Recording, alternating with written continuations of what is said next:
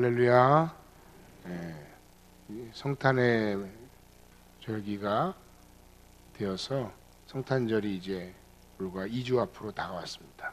여러분들 오늘 주시는 말씀의 은혜 속에서 우리를 위해 인간의 몸을 입고 오신 예수 그리스도를 더 깊이 묵상하고 그분이 교회의 진정한 주인이 되심을 다시 한번 고백하는 복된 아침이 되시기를 주의 이름으로 간절히 축원합니다.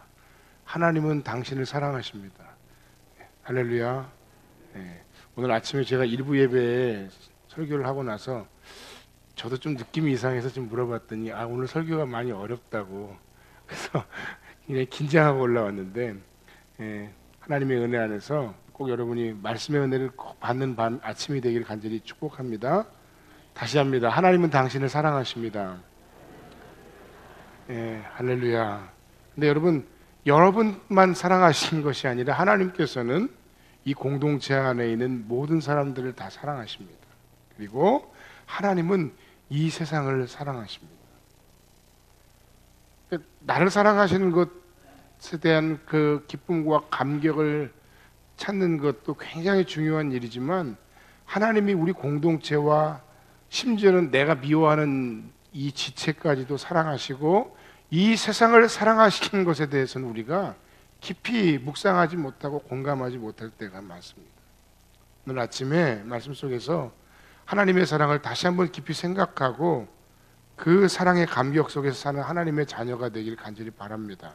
그리고 이 세상을 사랑하시며 회복하시기를 원하시는 하나님의 역사에 동역하는 교회와 성도들이 되시기를 주의 이름으로 간절히 축원합니다. 오늘의 주제는 그겁니다. 제목이 교회를 교회되게죠. 진정한 교회는 도대체 무엇일까? 이 복잡하고 힘든 세상 속에서 교회는 어떤 사명을 감당해야 할까? 우리가 복음을 전하는 교회로 세워졌는데 어떤 방식으로 이 세상 가운데서 우리가 복음을 전해야 될까? 하나 더 있다면, 나는 이 성음교회 공동체에 속한 사람으로서 우리 교회에 대해서, 우리 교회의 사역에 대해서 얼마나 깊이 알고 있는가? 이런 질문들을 여러분 말씀을 들으면서 또 듣고 나서 한번 스스로에게 질문해 보시고 답해 보시고, 모르는 것이 있다면 나누시고 물으시고 생각하셔서 뭔가 오늘 이 한 주일 안에 주님의 진정한 교회가 진정한 교회로 교회되게 되는 놀라운 역사가 나타날 수 있기를 간절히 바랍니다. 13절 말씀에 보면 유대인의 유월절이 가까움에 따라서 많은 사람들이 예루살렘 성전을 향해 나아갔습니다. 그런데 그들의 신앙, 그들이 유월절에 예루살렘 성전에 나간 것은 과거에 이스라엘 백성들이 출애굽할 당시에 유월, 패스오버, 죽음의 천사가, 죽음의 사자가 지날 때에 모든 애굽의 초태생을 다 죽였을 때 이스라엘의 장자들은 살리셨다는 거죠. 그리고 그 사건을 통해서 이스라엘 백성들이 애굽에서 탈출하고 바로가 하나님 앞에 항복하는 놀라운 역사가 있었는데, 그것이 다 그 어린 양의 희생 속에서 하나님께서 구원해 주신 그 구원의 감격을 가지고 감사하며 나아가야 하는 절기가 유월절이었어요. 그런데 이 요한복음의 기록자가 느끼기에 유대인의 유월절이 가까운지라라고 하는 이 뉘앙스 속에는 그런 구원의 감격을 상실한 채 형식적으로 나아가는 그런 신앙의 모습을 뭔가 배경으로 깔고 있습니다. 한편 예수께서도 유월절에 예루살렘으로 올라가셨다는 기사가 나오는데, 여기서 말씀을 나누기에 앞서 잠깐 한 가지 혼동할 수 있는 부분은 공간복음상의 그 성전 청결 사건들과의 연결성입니다. 여기에 대해서는 두 가지 견해가 있는데, 마태복음, 마가복음, 누가복음 상에서의 예수님의 성전 청결 사건은 예수님의 공생의 마지막 부분, 십자가를 지시기에 앞서서 최종적으로 그 성전의 지도자들, 교회 리더들, 종교 지도자들과 부딪혔던 그런 것으로 그리는 반면에 우리가 지금 요한복음을 지금 5주째 지금 하고 있는데 요한복음 2장이죠. 굉장히 앞부분에 성전을 정결케 하신 장면이 나오고 있다는 거예요. 이것에 대한 두 가지 견해가 있는데, 한 가지는 같은 사건의 다른 편집이다. 그러니까 공생의 말기에 있었던 사건인데 요한은 특별한 어떤 의도를 가지고 자신의 편집자적인 그런 관점에서 앞에 배치한 것뿐이다 라고 얘기하는 분이 있는가 하면, 아니다, 이거는 공생의 사역 초기의 사건으로, 공생의 초기에도 예수께서는 성전에 올라가셨고 성전을 정화하신 사건은 예수님의 사역 가운데 한 번만 있었던 것이 아니다 라는 이야기. 여러분, 어떤 게 맞는 것 같으세요? 둘 다 충분한 개연성을 가지고 있지만, 이런 질문을 우리가 말씀만 해서 스스로 한번 해보면서 정말 이런 질문 속에서 뭐 어떤 사람은 이렇게 얘기하고 어떤 사람은 저렇게 얘기하거든요. 지금 아직도 확신 있게 얘기하거든요. 나름의 연대를 가지고 지금 성전을 건축한 지 46년이 되었는데 뭐 그게 언제적부터 시작된 헤롯 성전이니까 이건 초창기의 사건이다 이렇게 주장하기도 해요. 어쨌든 정말 중요한 것은 이 성전을 정화하신 그 사건 속에서 예수님께서 그들에게, 그리고 예수님께서 오늘 그 말씀을 해석하고 듣는 우리들에게 어떤 메시지를 지금 주려 하시는가 하는 것입니다. 그것이 바로 교회를 교회되게입니다.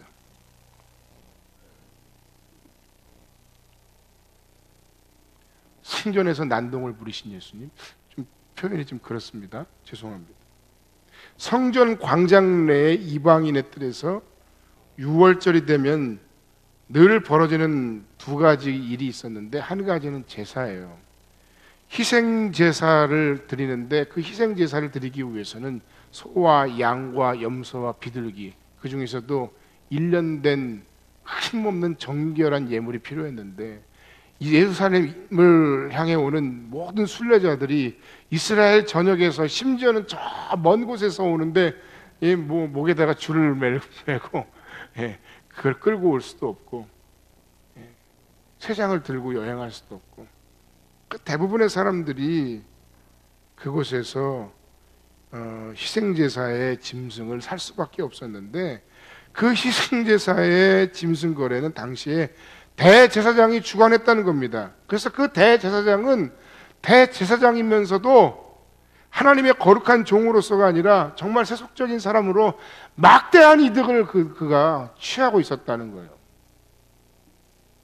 또 다른 한 가지 일은 20세 이상의 유대인 또는 개종한 이방인들은 성소에서 속전이라 불리는 성전세를 반세겔 정도 반세겔을 바쳐야 되는데, 당시의 세겔은 민간에서도 통용되는 화폐이지만 그들과는 다른 도량형과 다른 어떤 재질로 만들어진 성전용 세계를 그들이 만들어서 사람들이 로마의 돈을 갖고 오든 아니면 유대 각 지방의 돈을 갖고 오든 모든 돈들을 다 성소용 세겔로 바꿔야 했고, 그 과정 속에서 누군가는 막대한 환전의 수익을 누렸다. 사내들인 공회에서 이것을 간장했는데 이권을 챙긴 사람들이 따로 있었다, 이런 얘기예요. 예수님께서 분노하시고 예수님께서 그들을 쫓아내신 이유는 바로 이런 이유 때문입니다. 노끈으로 채찍을 만들어서 양과 소를 다 쫓으시고 환전하는 사람들의 상을 다 뒤엎으셨습니다. 주님의 몸된 교회를 섬기는 목사와 또는 누군가가 이 모든 일들 가운데 부당한 이득을 취하고 그것으로 부당한 어떤 것들을 행사한다면 그것은 주님께 분명히 책망받을 만한 일이라는 것을 우리는 말씀을 통해 분명히 알 수 있습니다. 그 예수님께서는 노끈으로 채찍을 만들어서 그와 같은 일들을 하시면서 이 집은 내 아버지의 집이다 라고 말씀하시면서 그 성전을 정결케 하셨습니다. 성전에서 부당한 일을 추구하는 사람들과 부딪혔다는 겁니다. 예수님께서 이와 같이 행동을 하신 이유는 분노가 조절되지 않아서 NO 아닙니다.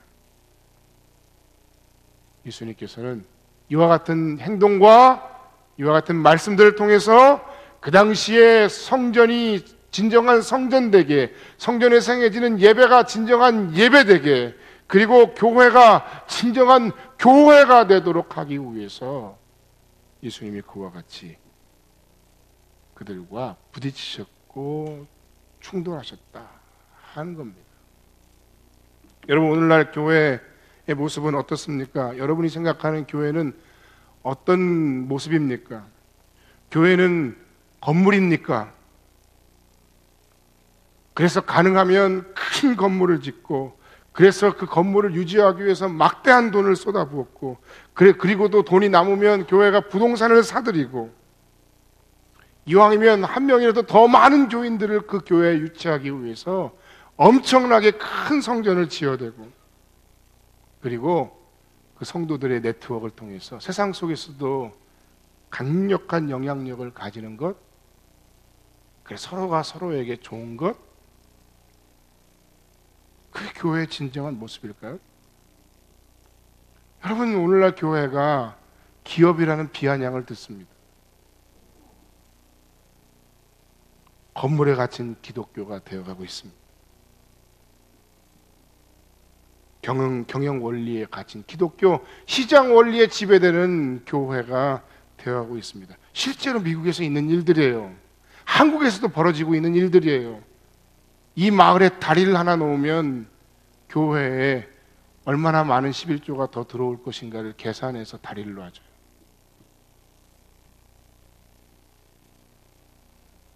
이름만 되면 알만한 유명한 교회의 이야기입니다.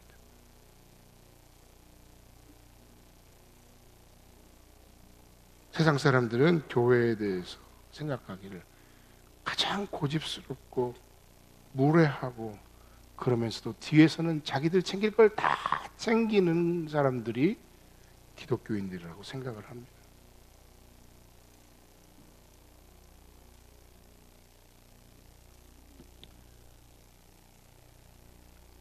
예수님의 이런 행동은 그들에게 많은 손해를 끼쳤고 그들의 권위를 실추시켰습니다. 그래서 그들은 예수님에게 이렇게 묻습니다.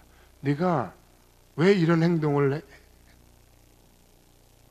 행하느냐?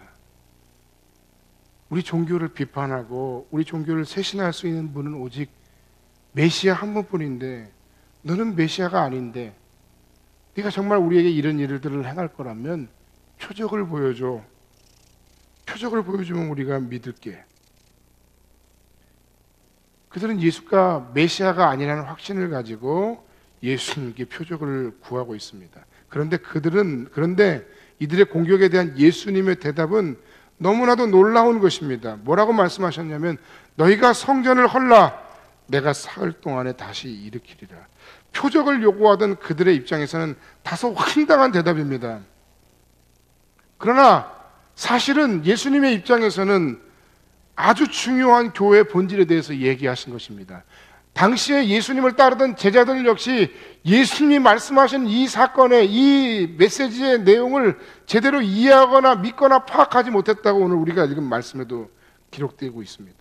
22절에 죽은 자 가운데서 살아나신 후에야 제자들이 이 말씀하신 것을 기억하고 성경과 예수께서 하신 말씀을 믿었더라. 도무지 이해할 수 없는 말씀이에요. 도무지 황당한 말씀이에요. 성전을 헐어. 그러면 내가 사흘 만에 다시 지을게. 그것이 나의 표적이야. 라고 말씀을 하셨습니다. 그 제자들의 입장에서도, 그리고 그 대답을 듣는 당시의 종교 지도자들의 입장에서도 그 대답은 굉장히 황당한 대답입니다. 그런데 예수님께서는 왜 이와 같은 말씀으로 그들에게 말씀하시고 대답하신 것일까요? 여러분, 앞에서 이미 말씀드린 것처럼 교회는 건물이 아닙니다. 성전은 건물이 아닙니다. 예수님이 진정으로 하시고자 하셨던 말씀의 핵심은 바로 21절 말씀, 성전된 자기 육체를 가리켜 말씀하신 것이라. 예수님이야말로 구약에서 말하고 얘기하는 모든 성전의 최종적인 고울입니다. 구약에서 말하는 모든 최종적인 성전이 바로 예수 그리스도시라는 거예요. 왜 그렇습니까? 성전에서 하는 것이 무엇입니까? 성전에서 예배합니다. 성전에서 예배함을 통해서 우리는 어떻게 합니까? 하나님께 나아갑니다. 우리는 예수 그리스도를 성전으로, 예수 그리스도를 진정한 교회됨으로, 교회의 머리로 인정함으로 그 예수 그리스도를 통해 우리가 하나님 앞에 나아갈 수 있게 된다는 거예요. 그렇기 때문에 하나님이신 그분이 인간이 되셔서 이 땅에 오신 그것이야말로 가장 위대한 역사이면서 동시에 예수 그리스도의 교회 되심, 성전 되심을 우리에게 그대로 보여주신 사건이라는 겁니다. 예수께서 참된 성전이시고 참된 교회이신데, 그런데 예수님께서는 그렇게 말씀하신 거예요. 그게 자기 육체에 관한 거라고 말씀하셨다 그랬잖아요. 성전을 헐어라. 자기의 죽음을 통해서 만물이 회복되고 우리 죄가 사하여지고 우리가 그 예수 그리스도를 통해서 하나님께 나아가는 진짜 교회, 진짜 성전이 세워진다는 거예요. 당시 성전은 헤롯이 짓고 있었는데, 헤롯 왕이 짓고 있던 성전은 민심을 달래기 위한 그런 성전이에요. 뭐 오늘날도 뭐 포스트 모더니즘이나 뭐 혹은 여러 많은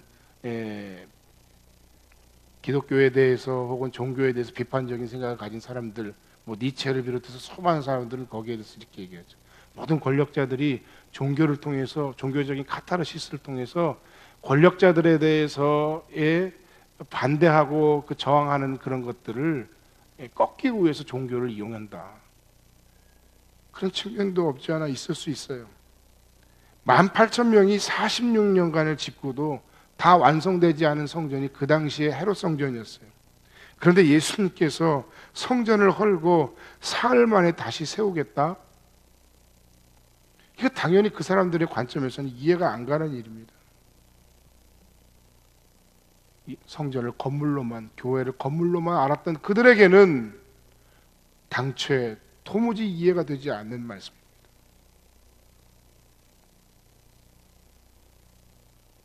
그러나 예수께서 보여주신 표적은 성전으로서, 교회로서, 교회의 진정한 모습으로서 우리들에게 보여주신 진정한 표적은 이 성탄의 계절에 우리가 묵상할 수 있는 좋은 내용이에요.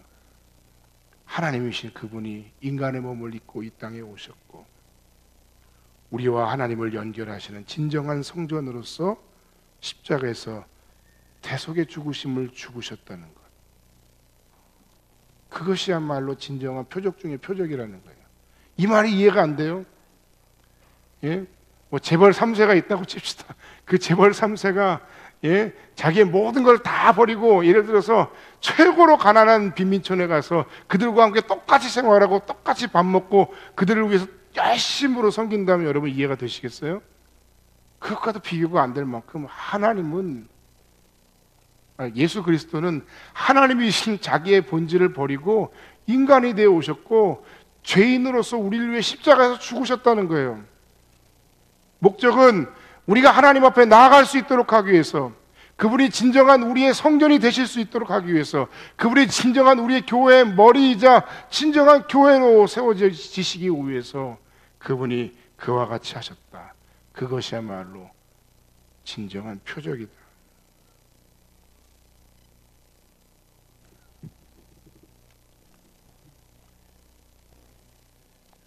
성전을 하는 것, 그리스도 예수께서 말씀하신 진정한 교회의 모습입니다. 다시 그런 교회를 예수께서는 세우셨고 우리에게도 세우라고 요청하고 계신 겁니다. 그 당시의 종교 지도자들에게만 얘기하신 것이 아닙니다. 오늘 이 시대에 예수를 그리스도로 고백하는 모든 하나님의 자녀들과 백성들에게 이제는 본질을 회복하는 교회의 모습을 회복해야 된다고 말씀하고 계시는 것입니다. 예수 그리스도를 중심으로 이 교회가 다시 세워져야 한다는 것입니다. 어떻게 예수 그리스도를 중심으로 다시 이 교회 공동체가 세워지느냐 하면 진정한 복음을 선포하는 공동체로서 그분의 삶을 따라 사는 그 삶의 모습 속에서 진정한 복음을 선포하는 공동체로서 이 교회가 세워져야 한다. 예수 믿으세요. 예수 믿으면 구원받고 당신의 삶의 모든 문제가 해결됩니다. 라는 그런 일차원적인 단순한 복음이 아니에요. 예수께서 그들에게 표적으로서 말씀하시고 보여주신 것처럼 예수님의 그 낮아지심, 예수님의 그 겸손하심, 예수님의 그 십자가지심을 우리가 기억하며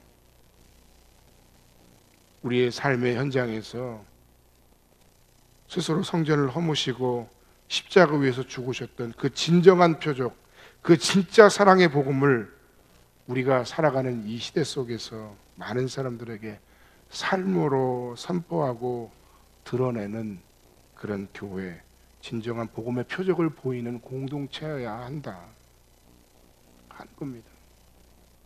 교회가 참 많습니다. 성도도 참 많습니다. 우리 교회도 연약한 것이 많습니다. 아픈 것이 많습니다. 그런데 이 시대에 정말 예수님과 같이 낮아지고 사랑으로 섬기려는 교회와 성도들은 얼마나 되는지 우리 스스로에게 묻고 싶습니다. 우리는 예수님이 보여주신 자신을 허심으로 세우셨던, 그리고 다시 세우심으로 자신과 같이 살아감으로 그 삶의 모습으로 진정한 복음의 본질을 회복하고 선포하기를 바라시는 그 교회의 진정한 복음의 본질을 힘있게 유지하고 그 복음의 본질을 전할 수 있는 그러한 진정한 복음의 공동체인가.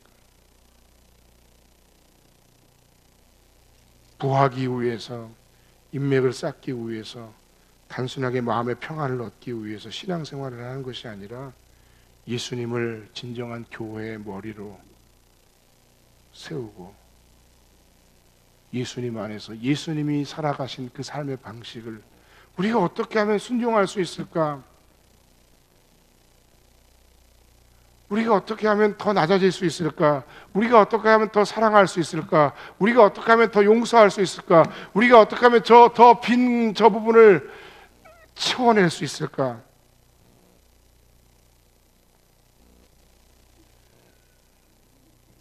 이 부분에 대해서 함께 고민하고 함께 아파하고 함께 기도하는 그런 성원교회 공동체가 되기를 주의 이름으로 간절히 축원합니다.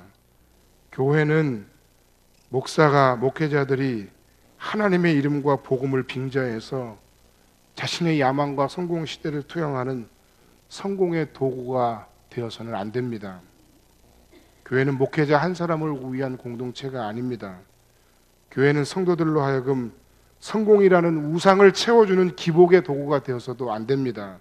오히려 교회는 예수 그리스도께서 이 땅 가운데 스스로 낮아지시고 가난해지시고 그들과 함께 하셨던 그 삶을 본받아 이 시대 사람들의 아픔을 공감하고 지역과 세상으로 들어가 그들 가운데 하나님의 사랑과 공의를 선포하는 공동체여야 합니다. 예배 공동체여야 합니다.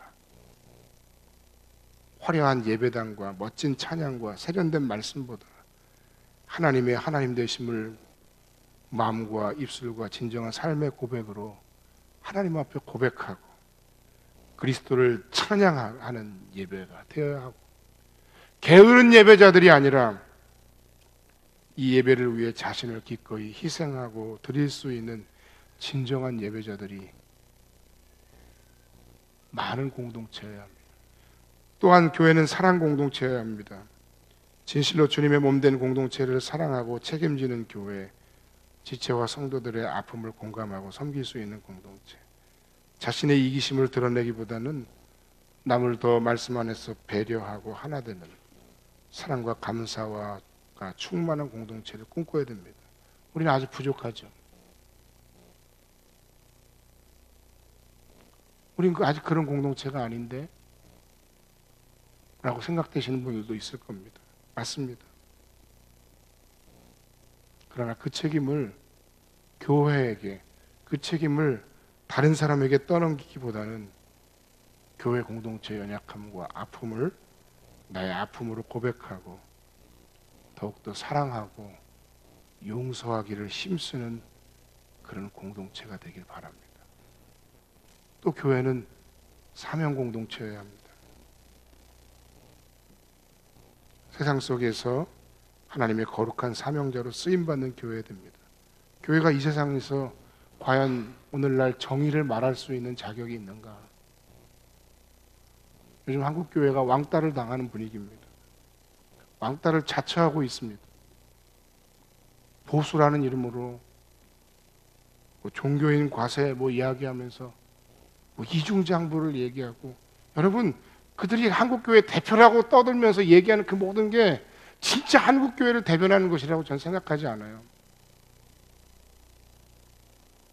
아니 얼마나 숨길 게 많으면 저렇게 이중장부를 얘기하고 교역자 월급 따로 교회장부 따로 해야 된다고 하고, 얼마나 숨길 게 많으면 세무조사를 두려워해야 된다고 생각하고. 여러분 그래 사람들이 우리가 잘났다는 얘기를 하는 게 아니에요. 우리는 워낙 없으니까 그렇다 치고. 근데 사람들이 교회를 어떻게 보겠냐는 거예요. 우리 같은 중형교회도 이런데 몇몇 대형교회들만을 위한 일들을 하고 있는 거예요. 종교인 가서 하나도 안 두려워요. 그 받은 만큼 내면 돼요. 얼마 안 돼요. 없으면 안 내면 못 내면 돼요. 누가 겁내는 걸까요, 도대체? 이런 것들을 통해서 지금 한국 교회가 지금 이 사회에서 어떤 처지 가운데 있는지 여러분이 봐야 돼요. 개토라는 말이 있어요. 유대인을 따로 별도로 작은 지역 안에 가둬놓고 분리해 놓는 구역이에요. 교회가 개토화된다라는 말이 그런 뜻이에요. 지금 그렇게 되어가고 있어요. 안타까운 현실입니다. 마태복음 20장의 포도원 비유에 의하면 예수께서 포도원 비유를 통해서 하나님 나라의 원칙을 알려주시고 계신데, 그럼 우리 교회는 하나님 나라를 추구하는 교회예요. 포도원 주인은 포도원을 일구기 위해서 사람을 고용한 것이 아니라 사람을 고용하기 위해서 포도원을 일구고 있어요. 임금도 그들의 생산력에 근거한 것이 아니라 1시에 왔든 3시에 왔든 5시에 왔든 결국 똑같이 줬어요. 이건 사회주의를 얘기하는 게 아니에요. 이거는 뭘 얘기하는 겁니까? 그 구원의 은혜, 구원과 관련한 은혜의 원리를 먼저 이야기를 하고 있는 거예요. 동시에 기독교 기업가들이 또 교회가 주목해야 되는 부분들이 있습니다. 사람들을 고용하기 위해 사업을 벌리는 일이 대표적인 일이에요. 그게 사회적 기업이라고 그러죠. 우리 교회 카페도 사회적 기업 인증은 안 받았지만 사회적 기업과 같아요. 돈이 여러분 많이 벌릴 것 같죠? 아메리카노 2,800원, 3,000원이라 칩시다. 그 200잔 팔으면 하루 매출이 60만 원이에요. 뻔한 거예요, 여러분. 제가 카페에서 자주 내려가 있으니까, 야, 카페가 돈이 많이 벌리나 보다. 그걸로 우리 빚 다 갚았겠네.